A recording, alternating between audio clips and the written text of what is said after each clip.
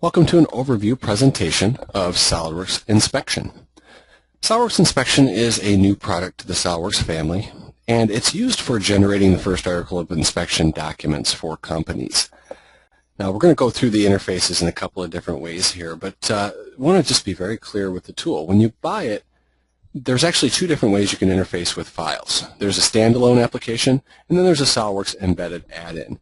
Now you get both of these when you buy SOLIDWORKS Inspection. The purpose of them is a little bit different though. However, the standalone application is used for marking up PDF documents. So in that case, it wouldn't really matter what CAD system of origin the files came from. PDFs are generic in nature. There's also a professional aspect. So there's SOLIDWORKS Inspection Standard and Inspection Professional. And with the Professional module, you can link directly to things like coordinate measuring machines or read files from coordinate measuring machines, or directly to capture measurements from digital calipers. So both of those are available, but once again, the standalone application is PDF markup. You can also have the professional module part of it, as well as the SOLIDWORKS add-in, which is going to work on SOLIDWORKS native files. So we're going to start this presentation out actually by looking at the standalone application. The interface itself is pretty simplistic. There's a few tabs across the top and a minimal amount of tools, but a maximum amount of result from this. And along the bottom we have this area called the Table Manager. There's three tabs associated. One's the Bill of Materials, another one's called Specifications, and then the last one here is called Bill of Characteristics. And these all have to do with the standard known as AS9102. These three areas really represent Form 1, Form 2, and Form 3 of that standard document. So we'll cover that as we get deeper within the software.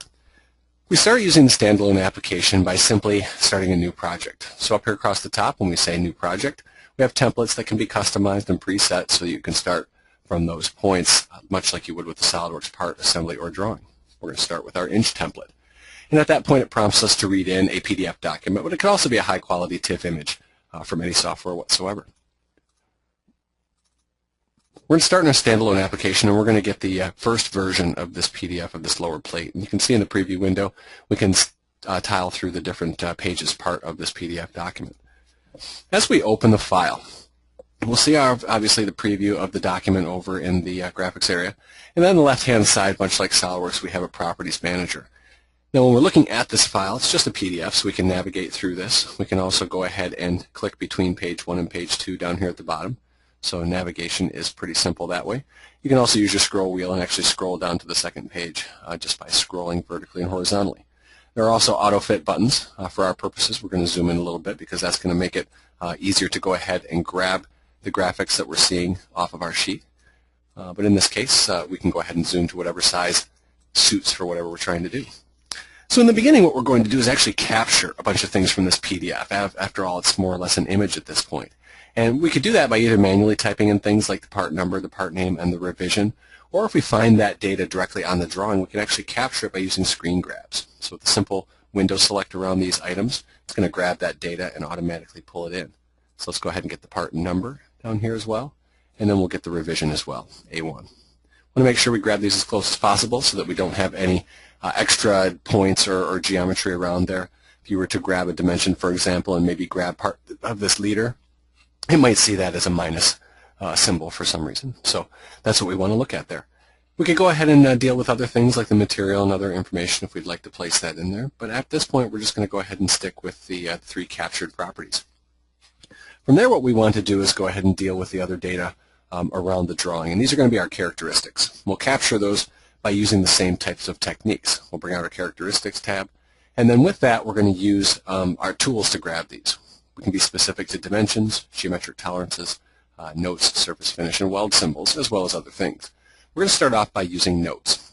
Again, we want to grab these as close as possible. So with your cursor, we want to get in there, we want a window around it, and we want to grab just the text itself. And as you do that, it should optical character recognize that very well if you've grabbed it properly. So same type of thing here. We don't want to grab any extra geometry around it. We just want to get the words as they appear.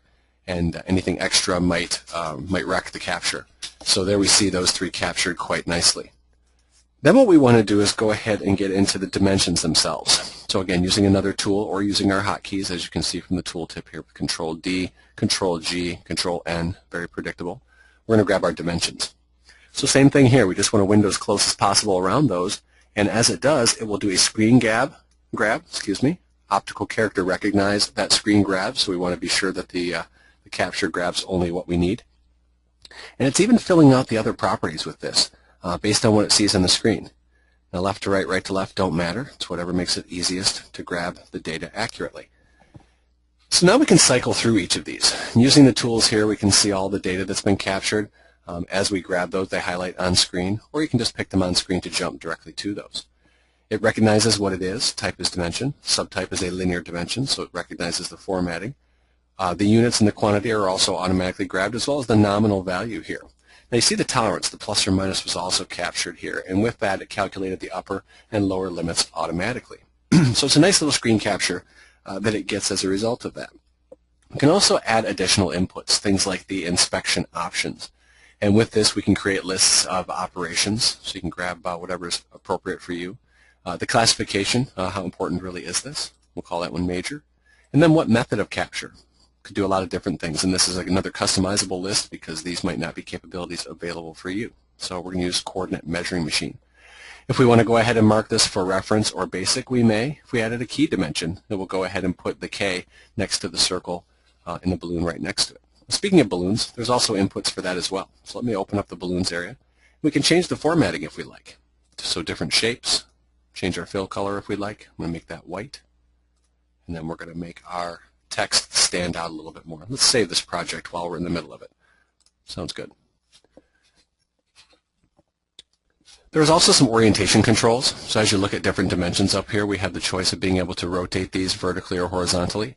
There's also some minutia control here, so you can rotate that just slightly if necessary to get it in an off orientation or to recognize properly, as the case may be. Let's go ahead and move over to this dimension right here. Actually, the one we're looking at is just fine. And what we're going to do is modify the tolerance on this. And I want you to see exactly what this thing does. I'm going to manually modify this tolerance. In this case, I'm just going to call this a 0.05. And because of that, it's going to recalculate that upper limit quite a bit. In the event that we have a capture that maybe went awry because there was too much geometry grabbed with the window or something of that effect, we can actually recapture directly from the capture up at top here. So if I grab a window around that plus or minus tolerance, once again, I have the choice of recapturing the entire value, the nominal dimension, or the tolerance dimension. And as I select it, you'll actually see that box down there fill in again properly, and it will recalculate the upper and lower limits for us. So very full-featured, very flexible though. We also have another dimension over here. This dimension has a few things going for it actually. We have a quantity that's in there. It recognized it as a radius dimension, a little bit different. There's also the fact that it's not toleranced. And I want to talk about each of those here in just a moment. First thing I want to deal with on this one is the fact that there's multiples here. Now with multiples, what you end up with is the capability to choose these as an individual quantity. And as I select them, you might see down here that we actually have the multiples showing up in this bill characteristics as a single line item but a quantity of 2. Now with this button, I can go ahead and treat them each as individual instances, which will now give us an 8.1 and an 8.2. Now there are choices where if we multi-select those, we can actually ungroup them. That would give one an 8 and one a 9, and the result of that would actually be 2 separate balloons. So I can pull these balloons apart, and you'll see both of those right there. We could also control select them once again and regroup them, or group them and share the balloon again. So now they go back to number 8, everything else renumbers, and we're looking at our stacked balloons here once again. So that's an interesting part here, and also a radius. Now my template didn't grab it in this event, but what I want to show you is an option here that's part of our project, and it has to do with default tolerances. What you can do with this is actually add in significant digits, and then the tolerance that should be used in the event that it finds a dimension without a tolerance. So if I now have one significant digit, I'm going to do the same thing here. Let's do 0.1 again. Let's do 0.1 again. If I have 2 significant digits, maybe a 0.05 and a 0.05, and then 3 digits will give that a 0.005. And we might not need the tolerance per se when it comes to the creation of this file. But what we need to do with this is have something that's the variable for the inspector. So when they're using a mechanism like a pair of calipers to do this, there still has to be that upper and lower limits. Now if that had been preset in my template, then it would have automatically added those tolerances over here to these untoleranced values. With that, I can actually go ahead and recapture this if I'd like to, and just grab it out here from the screen one more time. or if I just go ahead and window select it right inside here, we'll go ahead and grab the entire thing, and you'll see that it actually added those tolerances automatically. So again, a lot of flexibility in what we're doing, and the capability to go ahead and deal with these dimensions as they're created without tolerances. What I now want to look at is a little bit more in the bill of characteristics. Down here you see that the balloons show up, and we're going to focus on this little area right here. This area allows you to see that there's a 9, a 10, and an 11 right in order. You could take your 10 and drop it above your 9 and reorder those numbers if you'd like. Again, very easily drag them around, reorder those back. If you get to one that you don't want, we're just going to right click and delete that. And it will actually ask you, do you want to renumber? So we won't jump right from 9 to 11. You'll see this balloon here actually switches over to 10. So again, very flexible with how that works. Multi-selects will allow you to action on multiple picked items. So down here, if we select 4 different balloons, what I want to do is actually change an inspection method for all of them in a group. So as I do that, it will automatically fill out for each of those with a single selection the inspection method. With this table, we also have a lot of flexibility when it comes to the way they're grouped. So here is all the text, which is the notes and different dimensions. With each of these values at the top, you can sort them by selecting them, and you'll get ascending and descending columns. Switch to the balloon numbers or the characteristic. Get choices that way as well. We can also filter things. So if you hit the small filter next to these column headings, I can now filter by this column by only things that are CMM. You can see that the search or the filter shows as such in the lower left-hand corner. We also have a capability to group things. So if I right-click on this column and group by this column, it will actually give you some dimensions in one method with some with our CMM method. So again, another way of categorizing those and putting them together. A right-click, disable groupings, allows us to deal with that. And if I wanted to, I could actually take an individual group like this inspection method right here, actually kick it off as an Excel spreadsheet very easily. So that would give us some control over grabbing just this series of dimensions as opposed to all of those. So kind of a neat method there. Let's go ahead and disable the grouping. I want to do some capturing of some additional characteristics here for a moment. In this case, we're going to go back to our drawing, and I want to do some geometric tolerancing this time. It's a little bit different here. It's not quite full optical character recognition. It comes in as a geometric tolerance, but essentially shows as an image of what's on the screen. Now there are things where I can go ahead and fill this in a little bit more detailed, so I can grab that this is a profile of the surface, and then maybe character recognize what we see up here. So if I want to go into this box right there, I could window select what we've got and simply add it to this box. Or we can just go ahead and fill this out manually. So those will work just fine as well. When we're dealing with the tabs down here at the bottom, we don't quite have everything we need for the full inspection document. So Form 1 is not filled out with the bill of materials. We do have Form 3. And again, this is the AS 9102 standard that we're dealing with on this. So what I want to do is go ahead and bring in some additional information here to fully fill this out. Now to do that, I can either go ahead and import a CSV file, which is one method of bringing this information in. What I can also do on this one, though, is go ahead and bring up another document. So right now we have a single PDF within this file. So at this point, what I'm going to do is just simply add a drawing. And I'm going to grab one here that's going to represent a parts list. Now when I open up this drawing, let's just zoom that so we can see the whole thing. I want to use this to fill out my entire bill of materials. So to do this, I'm going to extract it. I'm going to do it by just putting a window around the data. And in typical optical character recognition form, it's going to bring all of these in. I just simply have to tell it what these columns represent. So in this case, we're going to use that as a part number, use that as a serial number, and we'll use this as a part name. And then that will fill out my bill of materials down here. So as far as that goes, we now have the fully capable file that we can then go ahead and export. So with this, let's go ahead and take a look at two more things and then actually show the final output document. If we go back over to our sheets here that have the drawings, there's a couple of nice filters to make sure that we've done everything. This is, again, a pretty simple document here visually, but there are some issues where you might want to be able to filter a very large document out to find out what you've done or not. And up here we have in the Simple View tab is something called Hide Captures. It gets rid of everything that is currently captured, therefore it isn't as obstructive on the screen. And that will allow us to see things that maybe we've missed. So if I go back and capture this guy right here, that I can grab him, he will come in as a characteristic. And then from there, if I simply go ahead and show my captures and then rehide, you'll see that that one gets masked out as well. There's also a situation that happens with change. Now, I've always said the only thing constant about design is change. So here, if a change takes place, we want to be able to compare this file with the new file. Typically today, this is done very manually. 2 PDFs that are printed out, a gentleman or lady with a colored pencil or highlighters, going from one to the other to make sure that this is yes, the same on both drawings, or no, this has changed. It's a very, very manual task.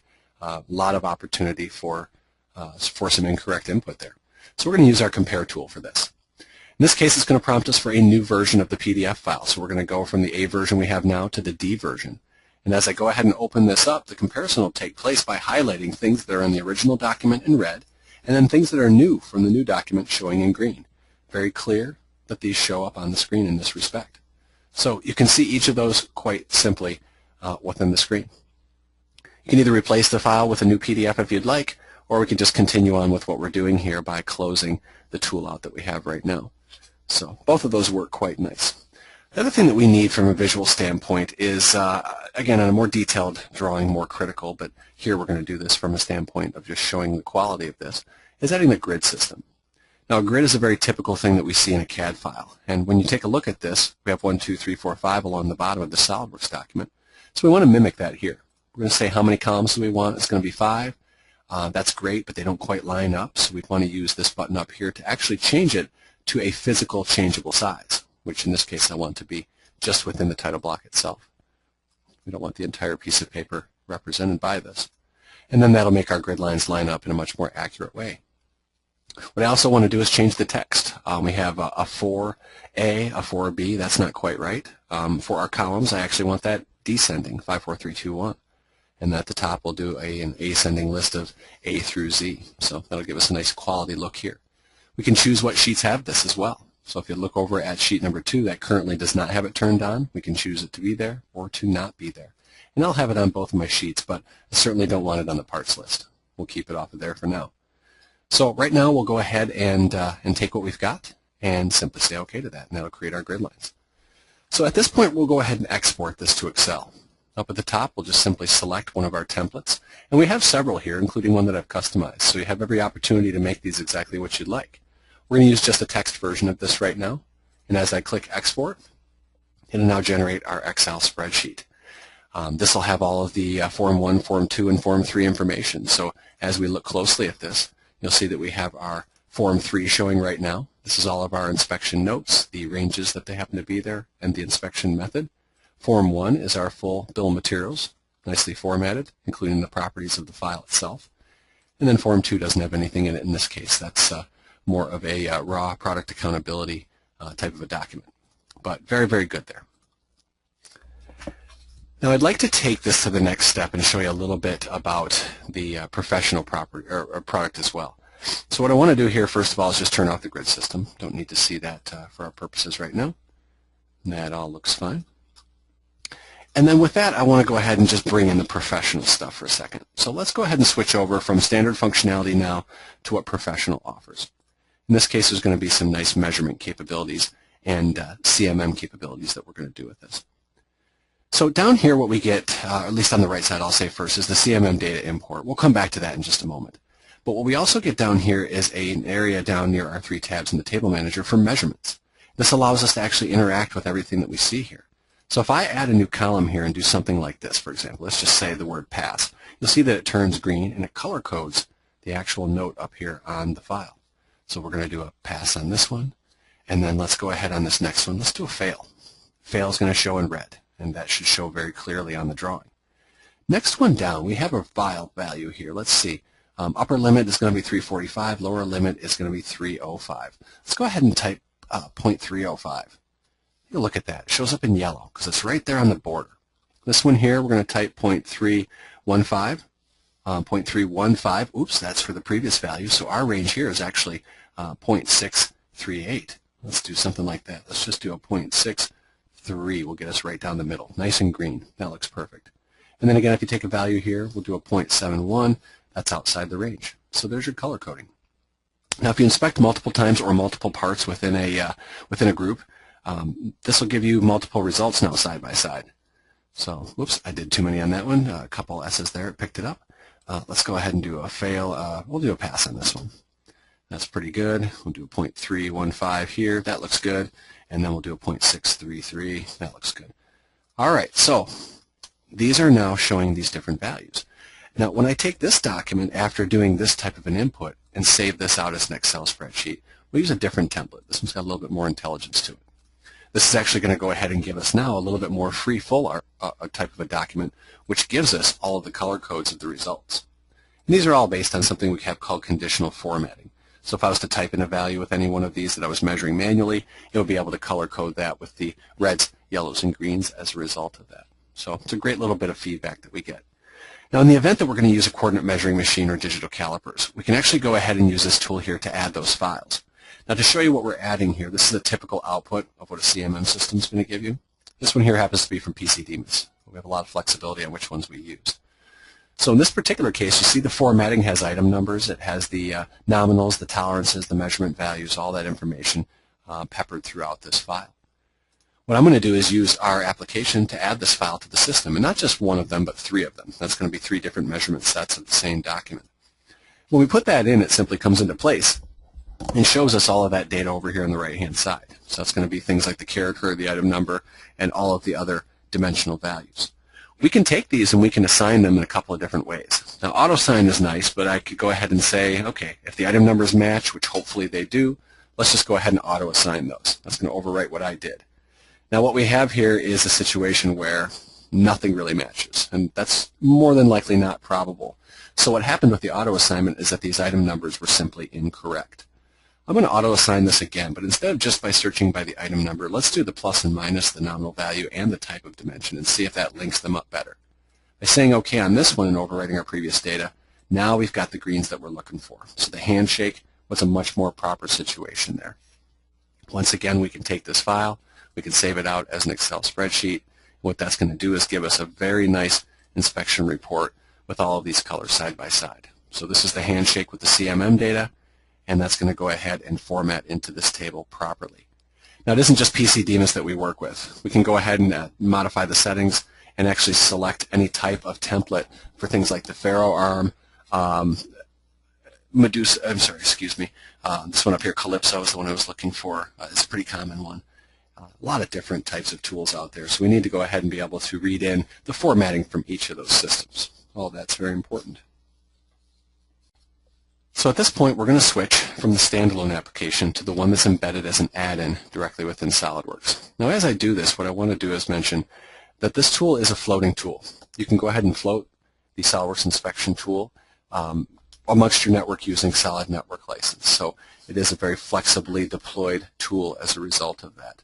And again, you get both the standalone for PDFs and the embedded SOLIDWORKS add-in when you purchase this tool. So let's go ahead and use this within SOLIDWORKS. I'm going to go ahead and open up an actual SOLIDWORKS drawing. What makes this one a little bit easier to use is that there isn't more or less a recapturing operation that takes place. This is just my EPDM vault updating, by the way. So this isn't a capture in the same instance, the same way that I would do this in the PDF tool. In this case, when I go ahead and take a look at my tab, you can see there's a tab called Inspection. That would be found if you go under Tools and Add-ins and you simply turn on Inspection. But this now allows me to start a new project within SOLIDWORKS, and it uses my Property Manager window here as my tool. Instead of typing in or capturing things like part number, name, and rev, we're actually going to pick the property and link it to an active document property. Therefore, if the document property changes, things like the description would update the part name here in my inspection report. The revision, once again, we'll put that directly in. We've also got some choices about where the actual balloons are going to go, creates instances for each, the sorting order and the orientation, and then what it starts with. We also have things down here for the sampling size. Now, this is something you got to read up on if you're not aware of how this works. The AQL is acceptance quantity limit. I'm going to set that to a number, but let me explain what this number actually refers to. This is going to be a 1% value. 1% of my lot size can fail for this lot to be accepted. We have a document at SOLIDWORKS that explains the acceptance quality limit. And when you take a look at this, there's a simple table here. So the lot size that you're going to grab and the inspection levels, and then those are going to translate over to the amount of items in a sample. So we're going to do a 200 sample. So right here we're going to be using letter G. Letter G is going to be a sample size of 32, and We can have 1% or less of scrap for this lot to be accepted. So find more about these documents. Do a search on the SOLIDWORKS customer portal for the acceptance quality limit. So in this one here, we're going to take a 1%. When we click Next, we can choose what to extract. Now in this case, I can filter it by saying inspection only, and therefore it would filter only things with the inspection bubble around those. But in this case, we're going to use all the dimensions.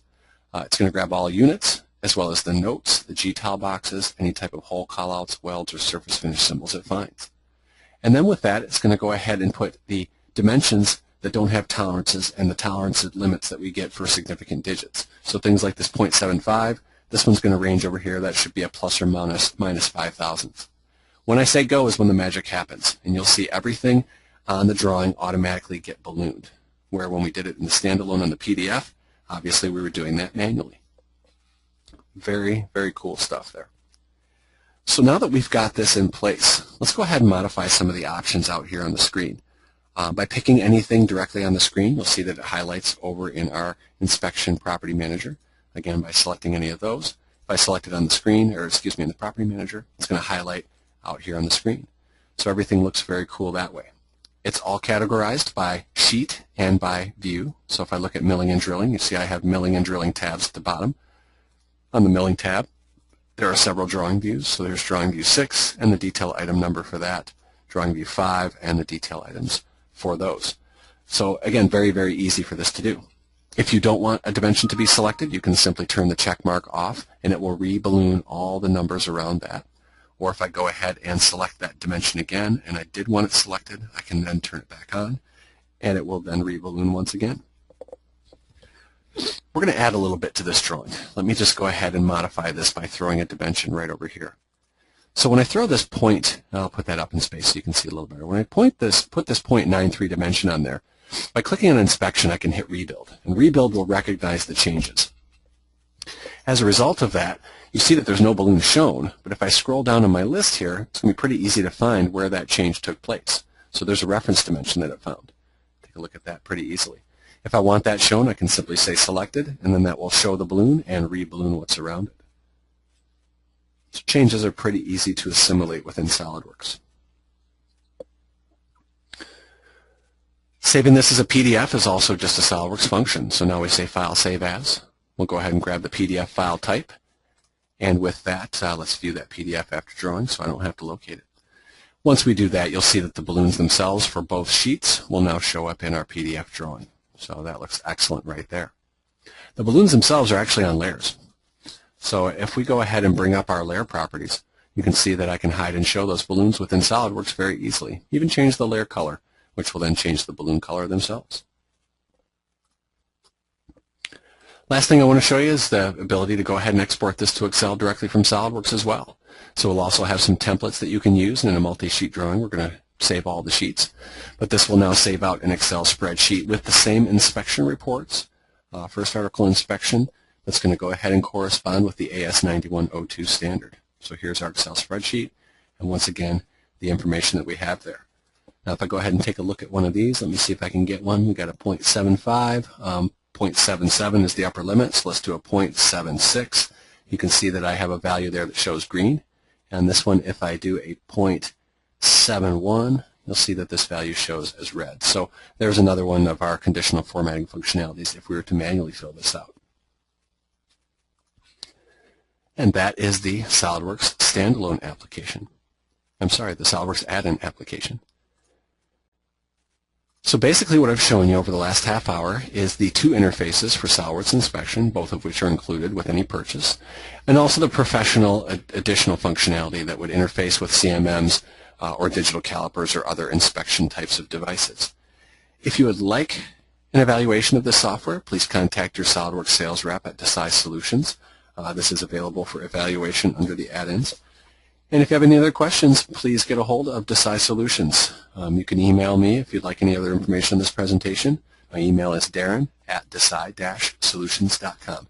Thanks for spending some time with us and watching this video. Thanks.